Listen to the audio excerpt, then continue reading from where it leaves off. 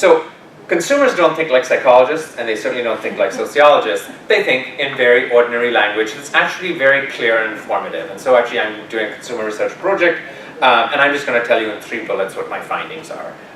It's a really reduced version, but I think it'll give you the essence of what consumers think. First is, they need a place to just talk about their shit without any feelings of guilt.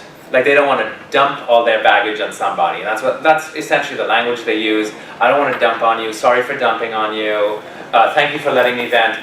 With a professional, they can just vent, and they don't have to say, I'm sorry for, going on and on about myself. They can just do it guilt-free. Second reason, judgment-free zone. So why is it possible that you can unload all this baggage? Another reason is that there's somebody who's going to listen to it without judgment.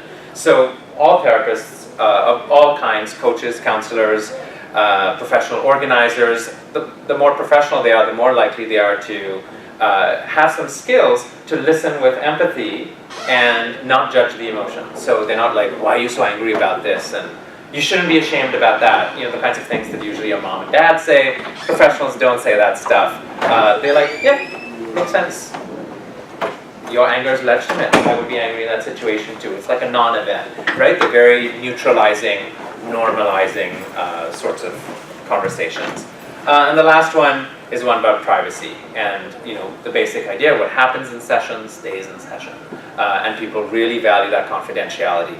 So, it sure bugged me a little bit. I was like, really, I can't trust my friends, and I've been thinking about it a lot. What my informants keep saying is that, well, I totally trust my sister, but my sister, after like 3 months, might tell my other sister, and like, I want to be able to control that. And if I tell my mom, she might tell my dad, and so you lose control when you talk within a social network. But what's nice is if I turn to Katie, who's my professional organizer, I only know her in that role, and Katie doesn't know anybody else in my family. And so this is a very isolated relationship, and so it's even structurally in a social network perspective, much more private than telling a close friend.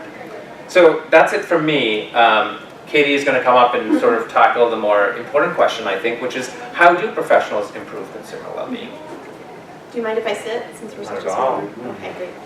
So, as Ahir said, I'm a professional organizer, and I own a professional organizing company called Simple Spaces. And the goal as a service provider of professional organizing services is for me to help clients bring some simplicity back into their lives. And that might be through decluttering, or it could be through creating a system so you can get yourself and your kids out the door on time in the morning, those kinds of things. And 2 of the questions that I ask when I initially meet with any client are, what are you currently struggling with, and what is your goal?